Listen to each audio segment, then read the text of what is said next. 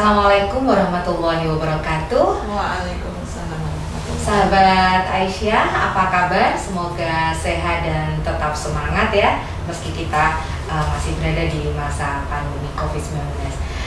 Baiklah, alhamdulillah kita bisa berjumpa kembali dalam serial podcast Aisyah. Kali ini adalah serial podcast tentang kajian fikih perempuan. Dan pada hari ini merupakan serial podcast kajian fikih perempuan pertama. Dan nantinya akan ada tema-tema menarik lainnya tentang fikih perempuan. Oleh karena itu, kami juga mengundang para sahabat Aisyah untuk memberikan usulan tema-tema menarik ya. Cukup silakan ketik memberikan komen di Instagram maupun di Facebook Aisyah, dan kami akan mengakomodir usulan tema dari para sahabat Aisyah. Baiklah, pada serial pertama kajian fikih perempuan kali ini, karena ini pertama, kita akan membahas tentang pengantar untuk mengenal fikih perempuan. Dan alhamdulillah telah hadir bersama kita Ibu Siti Aisyah. Selamat pagi menjelang siang Bu Siti Aisyah. Selamat pagi. Assalamualaikum warahmatullahi wabarakatuh. Waalaikumsalam warahmatullahi wabarakatuh. Ini. Ya, Bu Siti Aisyah ini biasa dipanggil dengan Bu Ais ya. Jadi nanti kami akan menyapa Bu Siti Aisyah dengan Bu Ais begitu ya, supaya lebih akrab begitu ya Bu Ais ya.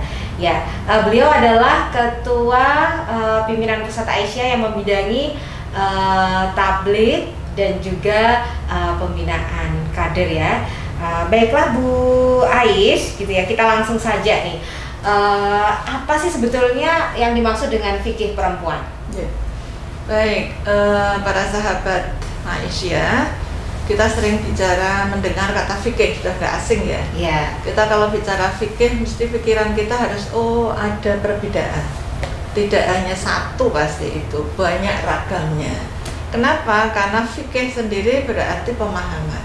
Beda dengan syariah. Kalau syariah itu teks-teks yang ada dalam Al-Quran dan As-Sunnah. Sejak dulu sampai sekarang nggak pernah ada perubahan. Hanya pemahaman terhadap teks itu yang bisa berubah. Apalagi dengan perubahan budaya ya, peradaban, kemajuan teknologi jelas. Jelas itu nanti akan mengalami akan mempengaruhi pemahaman terhadap nas-nas itu.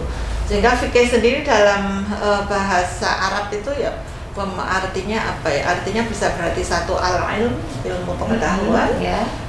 Kemudian yang kedua bermakna fahmun amikun. Faham saja yang sangat mendalam. Sehingga kalau sudah belajar fikih, perempuan belajar fikih faham betul tentang terkait dengan hukum-hukum lah ya yang mengatur kehidupan perempuan. Berarti ya tidak hanya perempuan lah ya, seluruh hukum-hukum perbuatan manusia lah, baik hubungannya dengan Allah seperti ibadah ataupun dalam keluarga, hubungannya dalam masyarakat sampai kepada berkaitan dengan asiasah atau kebangsaan ya. Itu karena berbeda.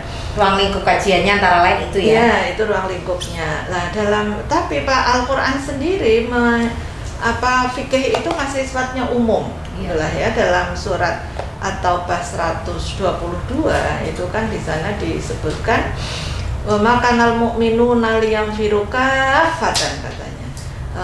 Apakah tidak sebaiknya jangan seluruh orang itu pergi perang? Ya. Falaula nafara min kulli firqatin minhum ta'ifatun liyatafaqahu fid-din. Ndaklah ada sebagian aja. Ya, jadi jangan semuanya itu kemudian pergi berperang berperang. Dalam kondisi perang pun ilmu itu tetap harus dikembangkan. Lah sekarang perangnya mungkin kan perang ekonomi ya. Jangan semuanya itu mendalami ilmu-ilmu yang demikian baik, tapi masih harus ada yang mendalami tafaqquh fiddin. Tapi ad-din itu bukan hanya mengatur perbuatan manusia. Ad-din itu syariah itu kan ada yang berkaitan dengan usul, dengan akidah, dengan akhlak, nilai dan norma, tapi ada yang dengan perbuatan manusia. Nah, kalau bicara fikih perempuan ya siapa sih perempuan? Nah ini kalau jadi Islam itu merespon Al-Quran turun itu kan selama 22 tahun, 2 bulan, 22 hari, 23 tahun lah ya, itu kan merespon kondisi perempuan yang ada saat itu ya, sehingga apa itu kan apa ya secara evolutif ya, secara bertahap. Nah perempuan itu siapa? Maka Al-Quran mengatakan ada beberapa istilah ya, ada yang namanya al-mar'ah, jamaknya an-nisa, maka ada surat an-nisa. Mar'ah ya, Nisa. Ya, tapi Al-Quran itu mengatakan perempuan itu juga al-untha. Nah, ya, ketika Maryam lahir, ibu Maryam ketika hamil, dia itu kan sebenarnya ingin putranya jadi ulama. Saat itu nggak ada ulama perempuan. Nah, sehingga dia bernazar, ini nazartu ma fi batni muharraran fataqabbal minni gitu. Tapi ketika lahir dia kaget. Maunya mestinya pikirannya laki-laki ya, nggak tanya lahir perempuan. Beliau menyampaikan Rabbi inni wada'tuha untha. Ya Tuhan, saya itu melahirkan perempuan, dan perempuan itu beda dengan laki-laki, beda dalam arti seksualitasnya itulah ya, secara biologi. Sehingga Al-Quran pun menggunakan kata al-untha itu untuk melihat jenis kelaminnya, tapi nanti al-mar'ah, al-untha al-dzakaru. Jadi kalau al-untha itu kata lainnya adalah adzakar ya, maksudnya pembedanya seks laki-laki ya. Tapi kalau yang perempuan dalam arti sekarang istilahnya gender lah ya, peran gitulah ya, peran perempuan laki, maka itu menggunakan kata al-mar'ah atau an-nisa. Maka ada laki-lakinya ar-rijal ya, maka ada dalam padanannya ya, padanannya ar-rijal. Lah kalau demikian apa fikih perempuan ya? Nah kalau demikian perempuan meskipun disebut di situ adalah setara, tapi kan ada kekhususan. Nah kekhususan perempuan apa? Ya ada head itu kan, kekhususan organ-organnya, organ-organ reproduksinya, kemudian dia juga head, dia juga hamil, melahirkan, memberikan ASI, bahkan menopause gitulah ya. Nah kalau bicara perempuan mestinya pikiran saya apa? Ya fikih yang membahas tentang kehidupan perempuan. Ya kehidupan perempuan itu ada yang fitrah ya, mungkin cakupannya. Ya fitrah perempuan, ada juga peran sosial tadi juga ya. Di mana ada peran sosialnya. Nah, kalau bicara fikih di tarjih itu bukan hanya mengatur tadi apa sih hukumnya haid gitu kan ya. Itu tadi berarti lebih ke untha tadi ya, yang seksualitasnya saja kalau baru haid ya. Ya, headnya mungkin seksualitasnya sama reproduksinya. Tapi apa sih peran perempuan yang sedang head? Nah itu kan beda lagi kan. Peran sosial. Iya, peran sosialnya. Apakah perempuan yang sedang head itu di rumah terus gitu kan ya? Nah itu nanti harus dilihat nilai-nilai dasarnya. Itulah. Iya. Jadi memang kajian yang fikih perempuan itu memang mengkaji pada seputar isu-isu perempuan ya, baik dalam konteks terkait dengan fitrah maupun peran-peran sosial atau konstruksi sosial tadi ya. Jadi untha, mar'ah atau anisa itu semua menjadi cakupan dalam fikih nisa. Ada lagi namanya zaud, istilah zaud. Nah zaud itu laki-laki maupun perempuan.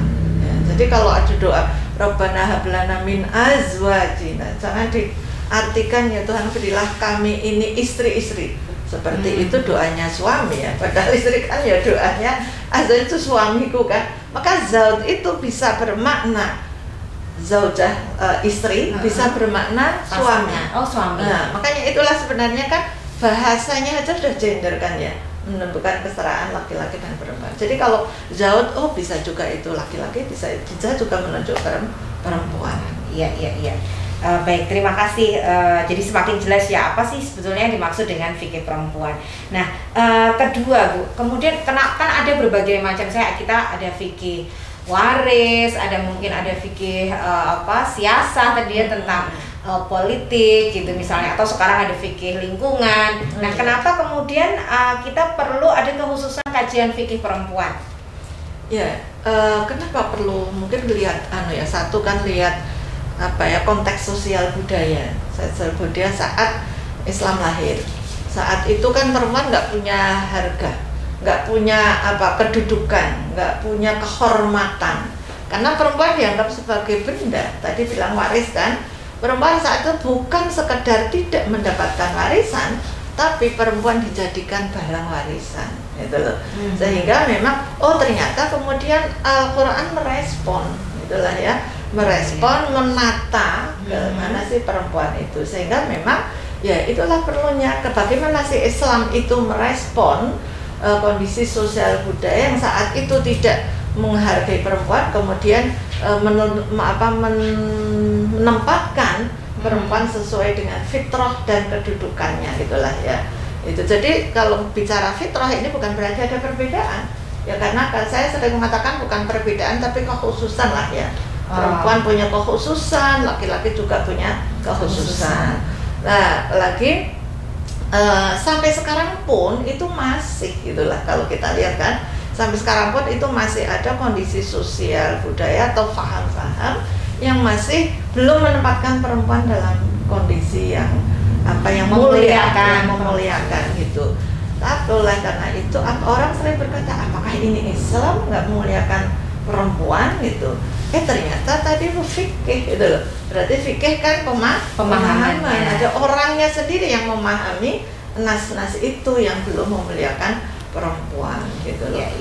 Sehingga perempuan ketika haid misalnya, ketika haid itu zaman Nabi itu dulu ada perempuan ya, ada kondisi saat itu di Madinah itu kan multikultur ya, dan multikultur masyarakatnya udah masyarakat multikultur, ada Nasrani, ada Yahudi, bahkan ada pagan, ada Islam.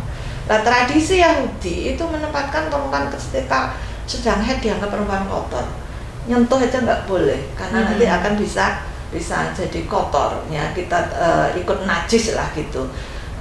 Kemudian ketika itu ya diasingkan. Jadi kalau ada rumah pavilion itulah, rumah ada pavilionnya sekarang ya, itu ternyata digunakan untuk mengisolasi para perempuan. Nah sementara mohon maaf yang satu Nasrani itu ternyata lampu merah jalan terus gitu loh. Artinya apa, perempuan sedang haid pun ya digauli. Sehingga mereka bertanya, yas'alunaka 'anil mahid gitu kan. Mereka bertanya tentang apa? Al-mahid, tentang darah haid gitu kan. Nah itulah sehingga dikata qul huwa. Nah, huwa loh ini, bukan hiya. Berarti kan bukan perempuannya. Huwa apa? Al-mahid itu darah haid ya, al-adza. Adza itu bisa berarti kotor, bisa berarti rasa sakit ya. Kotor itu kita maknai sekarang, kita lihatlah konteks ya, konteks kemajuan ilmu pengetahuan kan.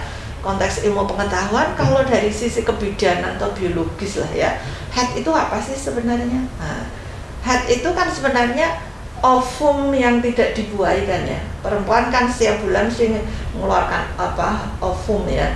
Ya ternyata tidak dibuahi. Nah, ini dia kan nempel di dinding rahim, setiap bulan itu mesti harus keluar. Nah, maka peluruhan itu berarti kan udah nggak berfungsi. Jadi saya maknai kotor haid itu ya karena darah itu udah nggak berfungsi, sehingga hal yang kotor, sampah, hal macam itu kan ya karena tidak berfungsi, kemudian mungkin istilah yang digunakan adalah bukan itu. Berarti perempuannya ya, nah itulah nilai-nilai dasarnya. Dari nilai dasar itu maka prinsipnya memuliakan laki-laki maupun perempuan. Karena kalau haid rata-rata masih memaknai adza itu sebagai kotor ya. Dan kotornya bukan dalam arti ya kotor yang kemudian kadang masih dijauhi gitu ya, atau kemudian baca Al-Quran nggak boleh, masuk misalnya tidak boleh, padahal sekarang sudah ada teknologi pembalut gitu ya misalnya ya, pembalut saja bersayap-sayap ya jadi menarik sekali ini bahwa tadi ini disampaikan bahwa tadi keberadaan Islam itu adalah untuk memuliakan perempuan karena merespons problem situasi sosial saat itu yang justru tidak memuliakan perempuan, dalam arti ada nilai dalam Islam yang menjadi dasar saat kita melakukan kajian tentang fikih perempuan atau kehidupan perempuan tadi, yaitu memuliakan perempuan. Nah ini menarik, sebetulnya nilai-nilai dasar apa saja sih yang menjadi dasar saat kita melakukan kajian tentang fikih perempuan? Jadi ini kajian tarjih ya, di tarjih itu ada manhaj tarjih ya. Manhaj itu kan ada wawasan, ada metode ya, ada pendekatan, juga ada asumsi tentang metode. Salah satu asumsi metode inilah yang digunakan dalam salah satunya ya digunakan dalam merumuskan fikih itu. Jadi asumsi metode itu ada yang bersifat integralistik, ada yang hierarkis. Kalau integralistik itu integral ya, suruh kumpulkan seluruh teks gitu kan, teks hadis ya tentang haid misalnya ya, kumpulan setelah itu tentang ibu hamil, tentang sholat misalnya ya. Tergantung temanya ya. Itu kumpulkan setelah itu kemudian ambil pemahamannya. Itu banyak dilakukan ketika menetapkan hal-hal yang sifatnya ubudiyah ya, karena namanya ubudiyah di tajdid kan, tajdid harus pemurnian ya, tajdidnya salafi dalam arti harus mengikuti Al-Quran dan As-Sunnah, ibadah gitu ya. Kemudian yang hierarkis itu ada 3 tingkatan. Tingkatan yang pertama itu namanya Al-Qiyam Al-Asasiyah, yaitu nilai-nilai dasar. Yang kedua ada Al-Usul Al-Kulliyah, Al-Usulul Kulliyah ya, Al-Qiyamul Asasiyah, prinsip-prinsip atau asas-asasnya. Prinsip asas itu diturunkan dari nilai dasar itu. Yang terakhir baru itu Al-Ahkam Syariah, Al-Ahkam Syariah atau peraturan hukum konkret. Nah, apa nilai-nilai dasarnya? Ya, saya Al-Qiyam Al-Asasiyah tadi ya. Ini ya mungkin nanti bisa ditambahkan lah. Sementara ini saya mencoba dari apa yang kami pahami itu, yang pertama nilai dasar kan nilai itu diambil dari tauhid, ya, dari akhlak ya. Tauhid apa? Ya, tauhid ketuhanan. Kan ada tauhid rububiyah. Allah itu sang pencipta, Allah mengatur. Dalam tauhid rububiyah inilah Allah mencipta laki-laki dan perempuan. Ini kan nilai dasar. Gimana? Apakah perempuan dicipta berbeda? Oke, secara biologis berbeda, gitulah ya. Tapi Al-Quran mengatakan bahwa penciptaan perempuan itu ya sama dengan penciptaan laki-laki. Ya, jadi penciptaan bukan berarti berbeda. Selama ini kan ada pemahaman ya, perempuan itu dicipta dari tulang rusuk yang bengkok ya. Itu kan ya. Tulang rusuk itu aja bengkok ya. Lain amsyajin terus yang bengkok di sebelah kiri lagi katanya ketika itu ada mitos gitulah ya, cerita kisah-kisah yang itu kisah turun-temurun nggak tahu ujung pangkalnya gitu kan ya. Jadi sejak Nabi diutus itu kisah itu sudah ada, sudah berkembang dalam masyarakat itu, dan itu turun-temurun ceritanya kisah Israiliyat sejak zaman. Maka Syekh Abdul dalam tadi menemukan bahwa itu ada di perjanjian lama, perjanjian. Jadi juga bukan justru dari Islam pertama dikenal ya. Betul. Ya. Tapi Al-Quran mengatakan surat An-Nisa ayat 1 itu. Ya ayyuhan nasu taqu rabbakumul ladzi khalaqakum min nafsin wahidah. Ya kan? Wahai manusia, ya, takwalah pada Allah yang telah mencipta kamu min nafs dari nafas wahidah, jiwa yang satu. Wa khalaqakum minha, ini minha kembalinya dhamirnya ya. Allah juga mencipta hanya kemana?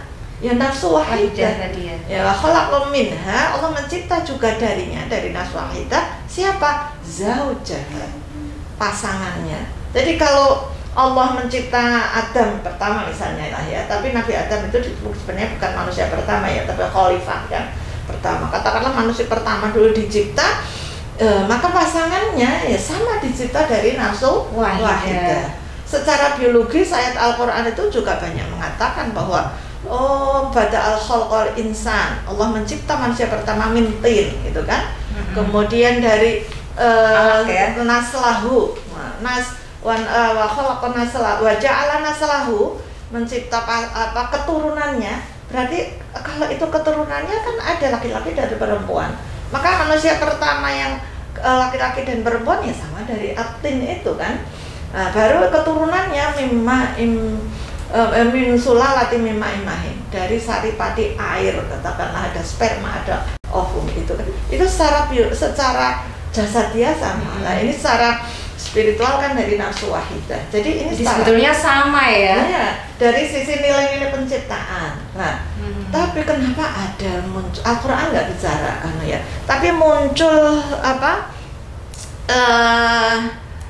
istilah tulang rusuk itu memang ada di hadis Nabi.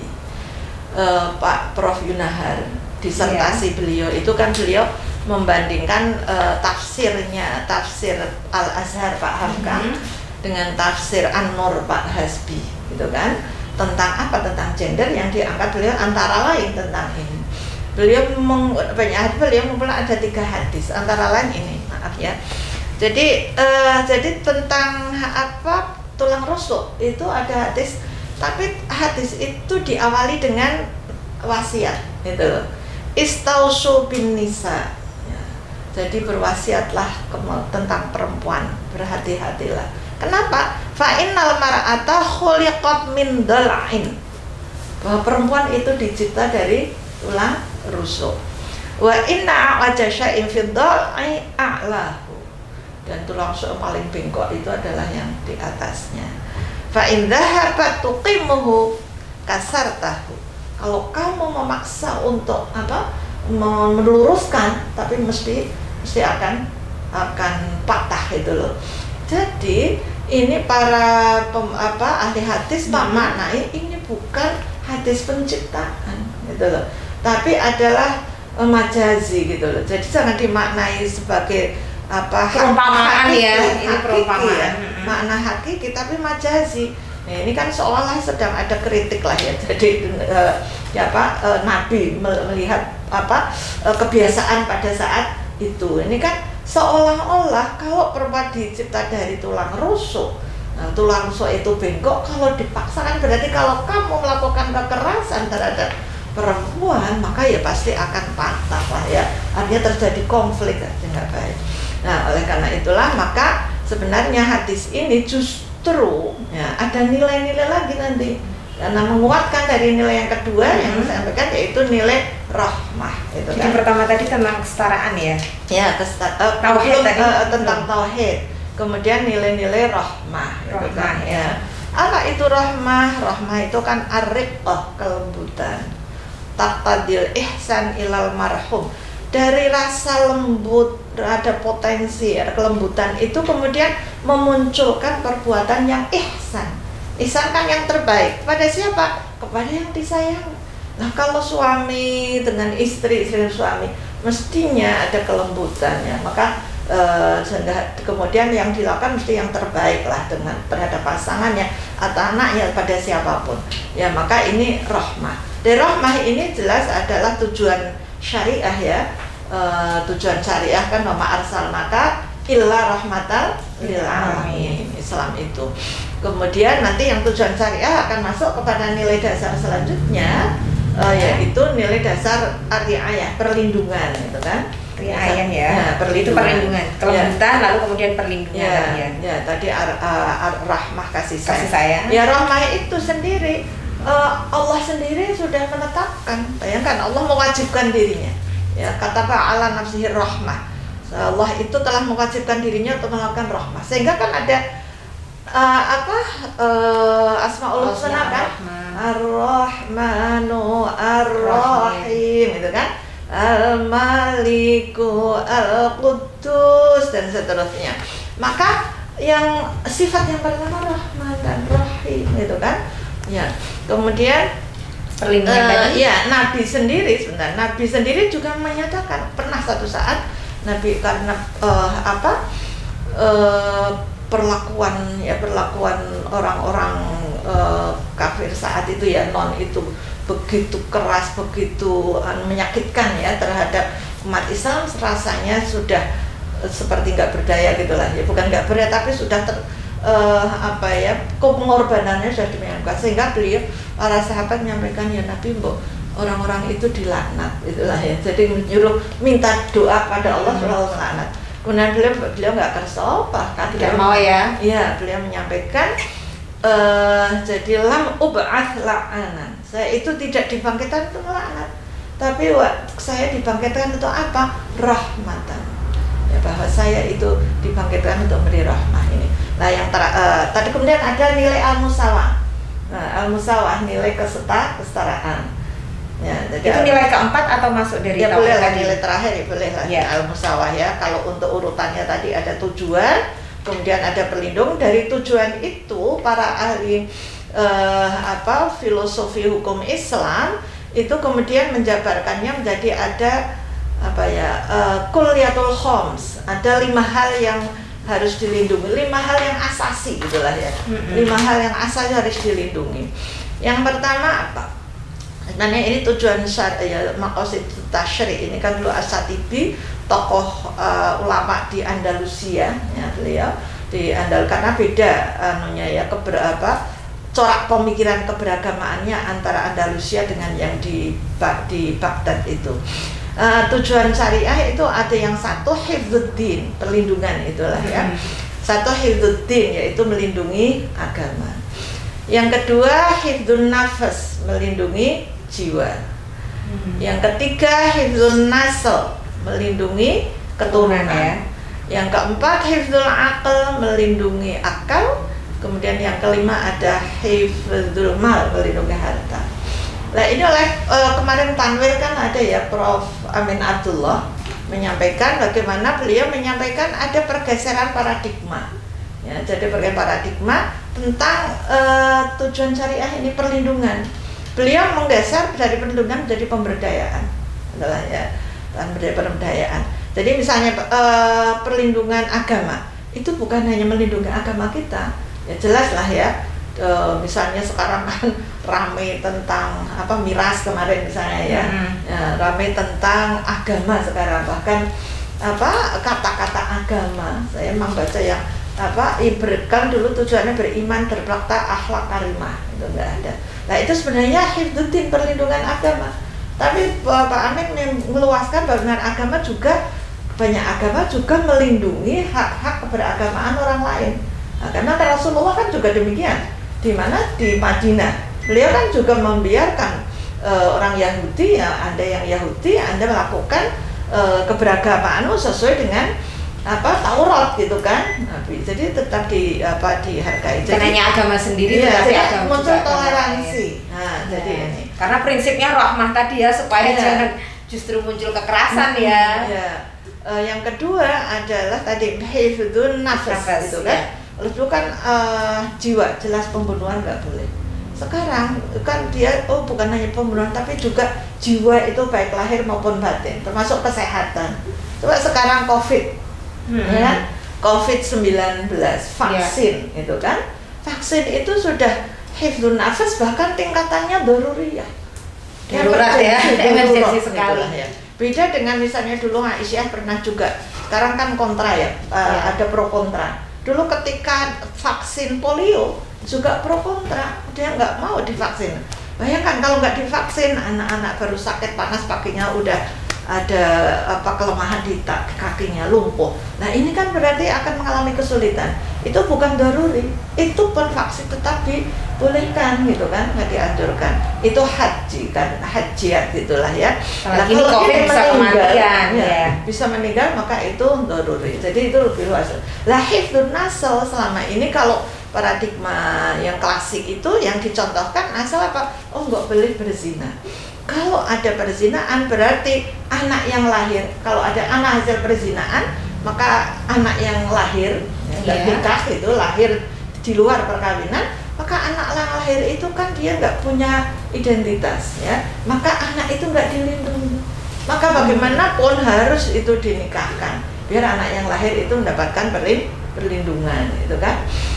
Jadi kalau demikian, hifdzun nasl sekarang apa? Bukan hanya itu, tapi dikembangkan tentang perlindungan dalam keluarga. Sehingga tadi harus ada nil kekerasan, nggak boleh ada kekerasan. Ya, kekerasan tidak benarkan. Ya termasuk perkawinan anak kan juga termasuk kekerasan pada anak-anak misalnya ya. Pencatatan perkawinan harus dicatat. Ini kan juga nikah siri kan kekerasan itu kan ya, termasuk prinsip monogami dan keluarga sakinah poligami juga ya. Nah ini kan itulah itu pergeserannya bahwa bagaimana keluarga bukan hanya sekedar itulah ya harus nggak boleh zina, tapi bagaimana keluarga ini semuanya harus dilindungi, perlindungan terhadap keluarga. Maka termasuk ada keluarga berencana, dan itu kan masuk di hifdzun nasl ini ya, karena sebetulnya bagaimana kita menjaga keturunan kualitas keluarga gitu-gitu ya. Hifdzul aql, kalau dulu contohnya nggak boleh minum khamr gitu kan, karena khamr itu bisa merusak akal. Nah, sekarang khamr macam-macam kan ya, khamrnya kan macam-macam, bahkan khamr mata atau kalah ya narkoba mata misalnya itu kan itu juga harus dilindungi, nggak boleh. Artinya apa? Kalau al-aql itu berarti kan dikembangkan anak-anak itu harus sekolah, harus mendapatkan pendidikan. Maka perlindungan terhadap pendidikan itu juga harus dilakukan ya. Kemudian hifdzul mal itu juga bukan hanya nggak boleh mencuri. Nah, kalau sekarang kan bukan hanya mencuri, merampok ya, mencuri, korupsi segala macam kan. Kemudian termasuk misalnya sekarang karena era pandemi banyak yang terdampak ya secara ekonomi, maka upaya-upaya untuk berta'awun itu sebenarnya juga hifdzul mal. Ya, jadi tadi kalau disampaikan misalnya Prof. Amin tadi menyatakan ada bergeseran misalnya bukan hanya perlindungan tetapi juga pemberdayaan. Misalnya dalam konteks al-aql, ada konteks al-mal, itu kan memang untuk hifdzul mal itu juga salah satunya bisa dilakukan dengan melakukan pemberdayaan. Jadi memang dinamika zaman perubahan sosial itu juga memang kemudian mengharuskan kita melakukan pemaknaan kembali pada kuliatul khams ini ya. Kalau begitu nanti supaya Islam solutif gitu ya. Itu Islam berkemajuan lah ya. Termasuk nafas itu kan termasuk cash pro ya, kesehatan reproduksi perempuannya itu kan juga masuk hifdzun nafas gitu kan. Jadi pada isu-isu perempuan tadi yang membahas tentang pemahaman tentang kehidupan perempuan, nilai-nilai yang digunakan untuk kemudian kita bisa memahami kehidupan perempuan, fikih perempuan tadi antara lain adalah nilai-nilai ini yang kemudian menjadi acuan utama ya, supaya fikih perempuan itu tetap memuliakan perempuan ya, bukan justru sebaliknya. Baiklah, selanjutnya tadi setelah kita melihat nilai-nilai tadi kita ada prinsip ya. Yang nilai itu masih al-musawanya belum. Iya, kesetaraan tadi ya. Setelah mungkin sudah sering dibahas ya mungkin kesetaraan. Tapi yang jelas banyak ayat-ayat Al-Qur'an termasuk lahirnya Aisyah, ya kan? Lahirnya Aisyah kan kiai dan nyai terinspirasi ayat-ayat kesetaraan.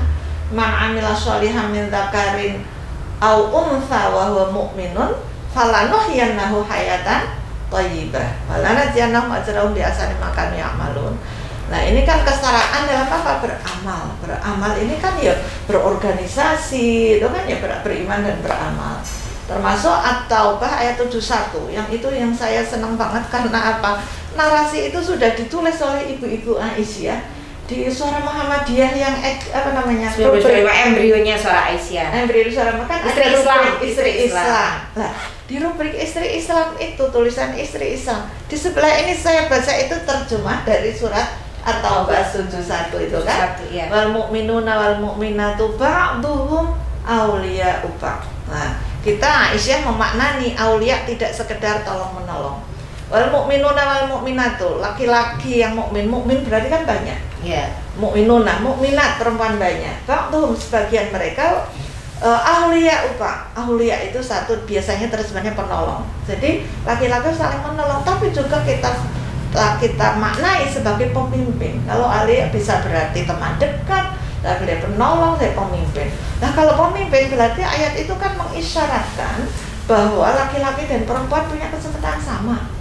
Asalkan apa yang ayat berikutnya kan ya'muruna bil ma'ruf wa yanhauna 'anil munkar. Peranannya itu untuk laki-laki perempuan kalau mereka itu perempuannya itu lebih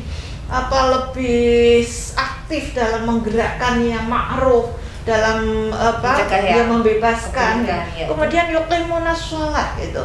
Yuqimuna sholat yang mendirikan sholat. Sholat itu kan sebenarnya maknanya kan ada spiritualitas, hubungan manusia dengan Allah. Maka seorang pemimpin ketika dia sholat tidak hanya mikir diri ya, mungkin mikir dia ada keluhan, ATK mana yang ini ya, dia mikirnya kan juga ada warganya kita lah yang difikirkan juga wayutuna zakah.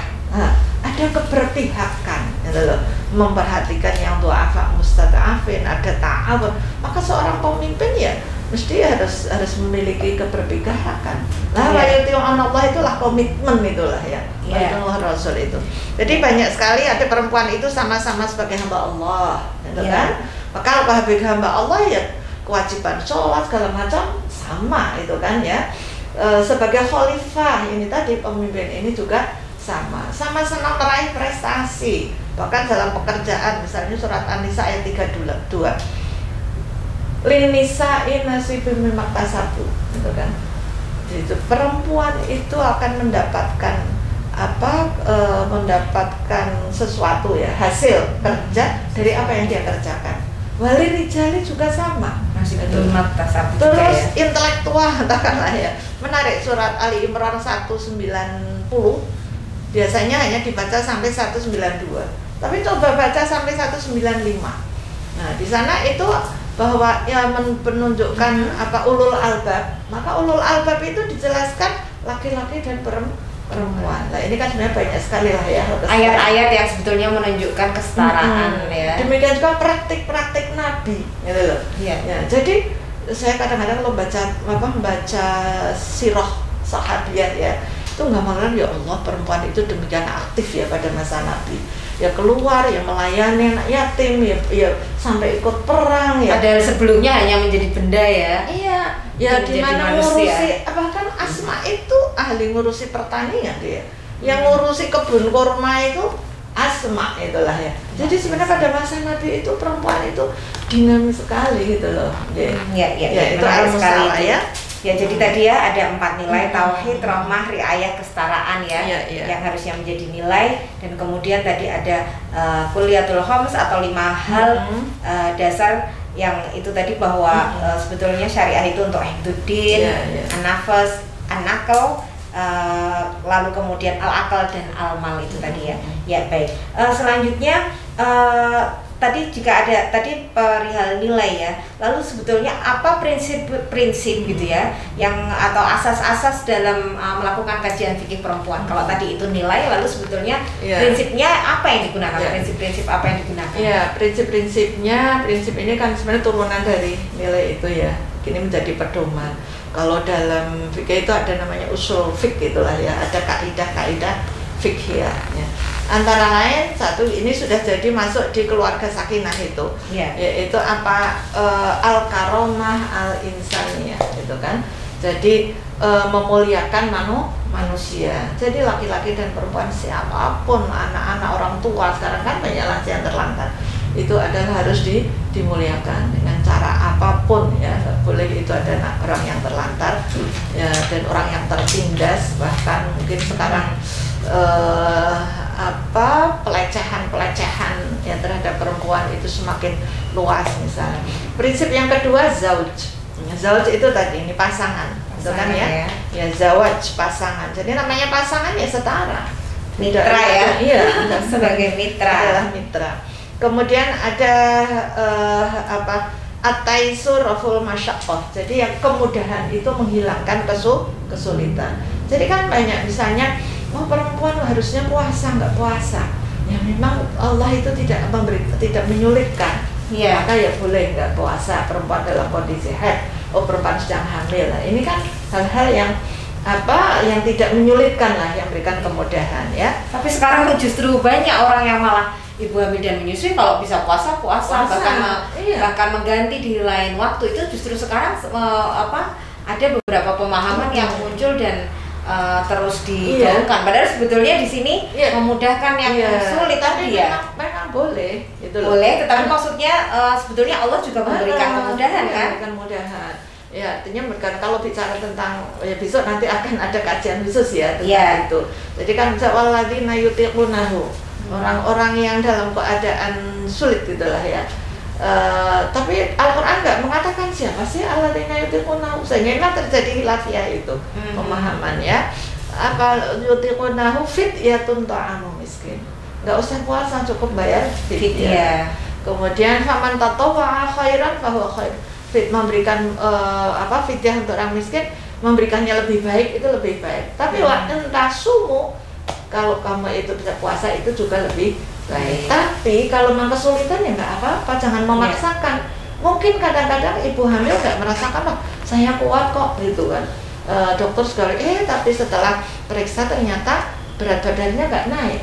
Padahal ibu hamil nggak boleh, turun malah berat badannya turun. Ibu hamil kan nggak boleh, karena dokter mengatakan ibu nggak boleh puasa karena akan mempengaruhi terhadap janinnya. Misalnya itulah ya. Ada al-maslahah. keempat ya, ini ya, yang keempat ya, masalah lil jami gitulah ya, masalah untuk semua, untuk semua lah, semua orang, bukan hanya orang Islam gitu kan ya, kalau kemanusiaan itu kan, kemudian juga semua makhluk, ya, semua makhluk juga itulah ya. Kemudian inilah kalau ad-dararu yuzalu, ya, kemadharatan itu harus dihilangkan. Ini yang kelima ya? Ya, sebenarnya berapa tadi? Kelima ya? Iya, setelah maslahah. Ya, mungkin nanti masih banyak lagi lah, sementara ini ad-dararu yuzalu itulah. Yang secara umum itu seperti itu ya. Ya.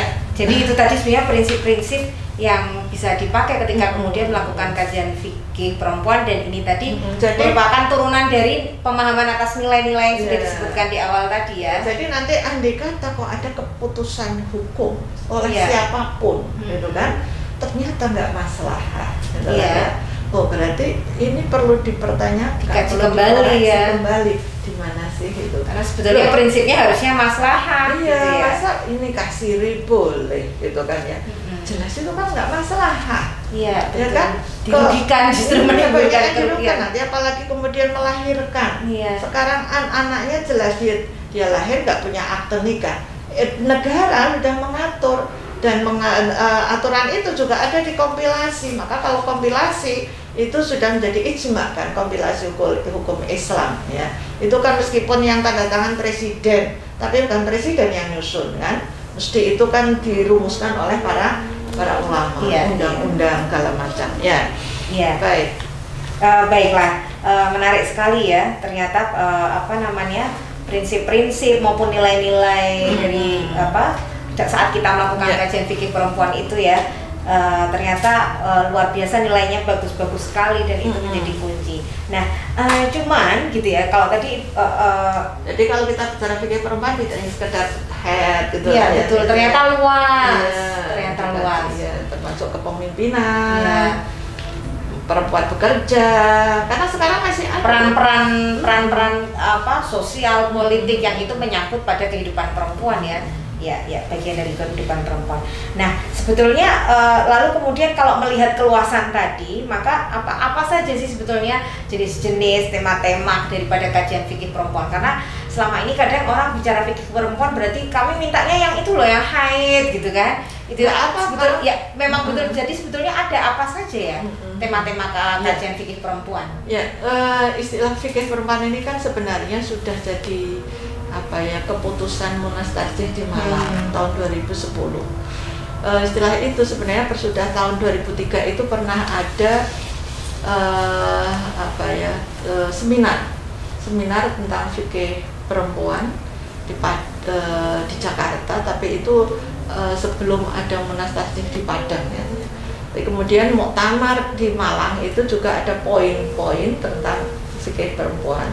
Nah, baru 2010 itu salah satu materi Munas itu tentang fikih perempuan. Ya, kalau melihat cakupannya memang luas itulah ya, mulai dari berkaitan dengan ibadah itu kan, mulai tadi tentang kedudukan perempuan dan ibadah kepada munakahat itulah ya, masalah sosial kan itu ada. Dan muamalah tadi ya, sosial, politik. Muamalah kan misalnya gini, kalau jual beli ini kan sekarang hartanya suami istri gitu kan ya, boleh nggak perempuan itu melakukan transaksi gitu loh ya, melakukan transaksi gitu. Sementara harta ini adalah gonogini misalnya gitu, ya boleh saja sebenarnya, tapi memang harus bermusyawarah. Suami juga. Jadi istilahnya bukan izin ya, biasanya orang selalu istilahnya, tapi musyawarah, mengkomunikasikan ya. Sebetulnya istilah yang bisa digunakan itu ya. Makanya itu musyawarah. Jadi dalam perkawinan itu kan bisa menjawab, ada mitsaqun ghalidho, perjanjian kuat, muasyarah bil ma'ruf ya. Kemudian ada asyura, musyawarah. Jadi musyawarah itu bukan hanya musyawarah politik ya, tapi juga musyawarah dalam keluarga gitu lah ya. Termasuk mungkin tema kan yang sering perempuan kalau mau puasa sunnah harus izin gitu ya. Itu nanti dilihat, kita nanti akan ada kajian tersendiri lah ya. Gimana sih harus lihat konteks hadis itu terjadi gitu loh. Kan yang biasanya ya diambil matanya saja. tapi kan sabab urutnya konteks kenapa turun ya. Iya, makanya dan prinsip-prinsip tadi ya, nilai-nilai prinsip tadi kan juga harus menjadi pertimbangan. Iya, karena saat itu kan memang ada perempuan itu kalau puasa itu nggak boleh sama suaminya. Kalau bahkan ada besok dipukul gitulah. Berarti kan ada kekerasan kan ya. Iya. Kalau akhirnya kemudian ya jadi apa yang dikatakan Nabi kalau itu sebenarnya solusi agar perempuan itu tidak mendapatkan kekerasan dan solusi agar laki-laki tidak melakukan kekerasan. Tapi prinsip bahwa perempuan itu punya kemandirian dalam beribadah itu yang harus ada. Itu loh. Ya, harus dipegang kan bahwa misalnya soal perempuan, bagaimana hukum perempuan ketika menolak berhubungan seksual yang katanya dilaknat oleh malaikat sehari, itu nanti juga bisa jadi bagian dari kajian perempuan ya. Jadi kalau berkaitan dengan tadi kalau fikih mungkin berkaitan dengan fitrah ya, berarti head. Bicara tentang head tadi mungkin kita lihat tafsirnya gitu ya. Setelah itu head itu apa tadi hukumnya apa sih? Perempuan haid yang nggak boleh itu apa? Sholat ini segala macam ya. Kemudian boleh nggak sih baca Al-Quran? Boleh nggak sih perempuan itu beraktivitas misalnya haid gitu kan ya? Puasa mungkin ini dan sebagainya. Kemudian hamil ya kan? Perempuan itu hamil gimana sih nilai-nilai tentang hamil ya, tentang kehamilan. Kemudian nanti kalau masuk ke norma maka apa sih bahwa perempuan sedang hamil sholatnya misalnya ya, karena sakit segala macam kan, tapi kalau sholat nampaknya nggak ada beda ya, nggak ada sholat khusus perempuan gitulah ya. Sedang hamil ini kan kalau misalnya sakit ya sama kan laki-laki dan perempuan, tapi ada yang nggak beda itu apa ya, puasa tadi lah ya, karena sedang hamil dan apa itu upaya mencegah kematian ibu juga nanti bagian dari kemudian KB ini kan hamil ya, tentang keluarga berencana dan ini sudah ada keputusan tarjih itu termasuk di dalamnya. Hamil berarti ada bayi tabung itu kan, bayi tabung ini kan juga masuk di hukumnya bayi tabung itu. Kemudian melahirkan gimana, kemudian aborsi gitu kan. Nah itu kan juga aborsi karena apa itu, karena abortus provocatus medicinalis itu atau karena korban perkosaan misalnya, itu kan bisa dikaji. Kemudian akikoh itu kan masalah ya bayi. Kalau melahirkan berarti ini kan ada hak-hak anak. Sudah ada fikih perlindungan anak. Nah, anak itu punya hak gitu, hak untuk dilindungi sejak dalam kandungan itu. Jadi nanti samping perempuan juga masuk tentang anaknya. Ya, kemudian gimana sih asuhan pasca nifas ya, ketika nifas, asuhan pasca nifas, bahkan yang aborsi seperti apa. Kemudian memberikan ASI. Kan yang fitrah. Maka apa sih orang yang punya perempuan memberikan ASI kalau nggak puasa misalnya kan. Kemudian nanti kan donor ASI. Apa sih hak-hak reproduksi? Karena ayat tentang ASI itu menarik. Menariknya apa? Kalau dilihat munasabah ayat itu nggak berdiri sendiri terkait dengan perceraian. Sebelum tentang perceraian, sesudah ayat 233 juga tentang perceraian. Sehingga ketika suami istri itu sudah bercerai, maka ibu itu tetap harus memberikan ASI kepada anaknya, hak anak ya, karena itu. Tapi suami ini, mantan suami, ayah mencukupi. Ayahnya itu malah harus memberikan nafkah, walahu rizquhunna wa kiswatuhunna. Menarik ya. Diberi termasuk kiswah itu apa? Baju. Daster gitu. Tapi surat At-Thalaq itu bukan hanya baju dan makanan, askinuhunna, tempat tinggal aja harus diambil. Jadi hak dasar ya, hak dasar, kebutuhan dasar, masuk reproduksi toh, hak reproduksi perempuan. Nah, tentang ibadah tadi, tentang toharoh itu kan ya. Ini kan hal yang dasar lah ya, toharoh sering sekali itu ditanyakan, toharoh bagi perempuan khususnya berkaitan dengan head itu ya, termasuk air yang digunakan. Sekarang misalnya, tapi meskipun ini tidak hanya perempuan, tapi yang lebih dekat dengan air kan perempuan ya. Iya betul.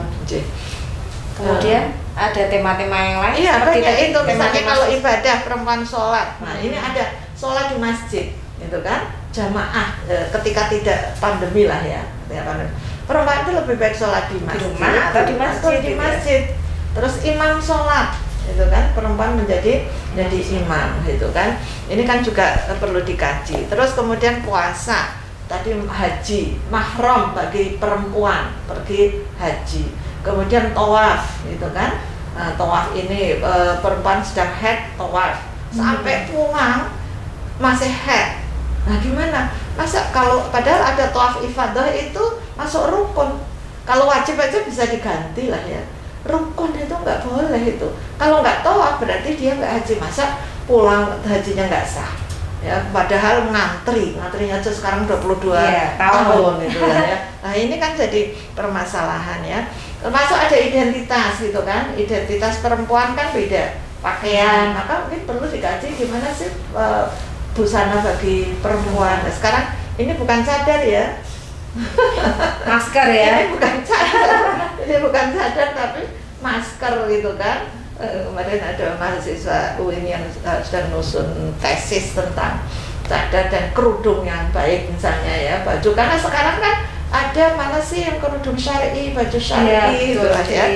Iya, jadi kemudian ini tentang perkawinan tadi saya sampaikan ya, tentang perkawinan. Ya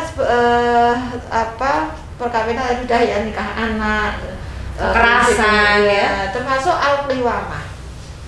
Nah itu al-qiwamah kan ar-rijalu qawwamuna 'ala nisa tadi. Bima faddalallahu ba'dahum 'ala ba'din wa bima anfaqu. Jadi siapa itu al-qiwamah? Kan di sana bicara ar-rijal. Nanti kan dijelaskan juga. Al-qiwamah itu bukan pemimpin ya, tapi penanggung jawab tegaknya keluarga gitu loh. Meskipun lebih banyak tafsir menafsirkan laki-laki sebagai imam, sebagai pemimpin, tapi Al-Quran mengatakan penanggung jawab tegaknya keluarga. Sehingga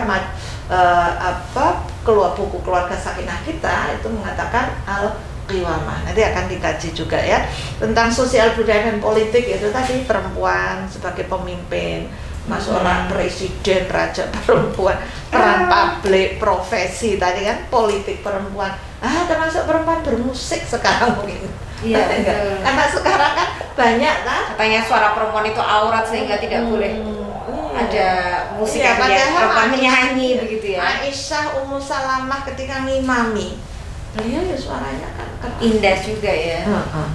Baik, itulah. Terima kasih. Jadi sebetulnya tema-temanya luas, sehingga kami mempersilahkan kepada para sahabat Aisyah jika ingin mengetahui tentang tema-tema tertentu silahkan diusulkan saja ya. Yang itu nanti bisa menjadi bagian dari serial kajian fikih perempuan kita, karena ternyata luas ya. Banyak sekali. Saya bilang tadi ada keputusan majelis tarjih, ternyata majelis tarjih itu kan ada di bawah keputusan ada fatwa. Lah fatwa itu kan pertanyaan ada jawabannya. Lah ini kan sekarang ada pertanyaan sudah dibukukan ya dalam buku tanya jawab agama. Itu tema perempuannya ternyata menarik, banyak itulah ya. Tema perempuannya itu dari jilid 1 sampai jilid 8 itu ada 845 pertanyaan. Pertanyaan tentang perempuan itu ada 137 pertanyaan.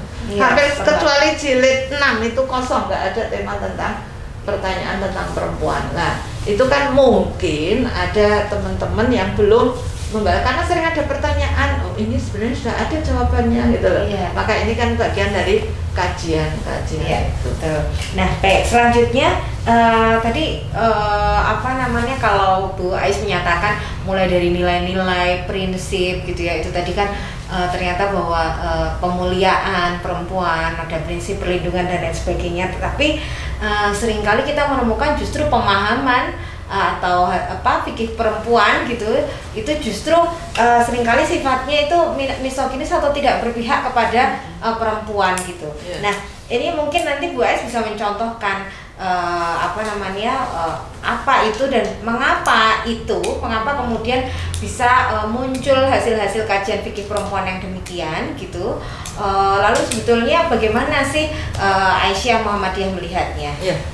Baik, jadi sebenarnya satu sisi saya bisa memahami sebenarnya kalau itu ada fikih perempuan yang misoginis lah ya, yang cenderung kurang memuliakan perempuan. Kenapa? Ya tadi karena kondisi sosial budaya. Saat itu ketika kondisi sosial perempuan itu memang harus dipikir di rumah, zaman Bukati inilah misalnya ya. kan bukan hanya Islam kan, semuanya kan nggak boleh itu.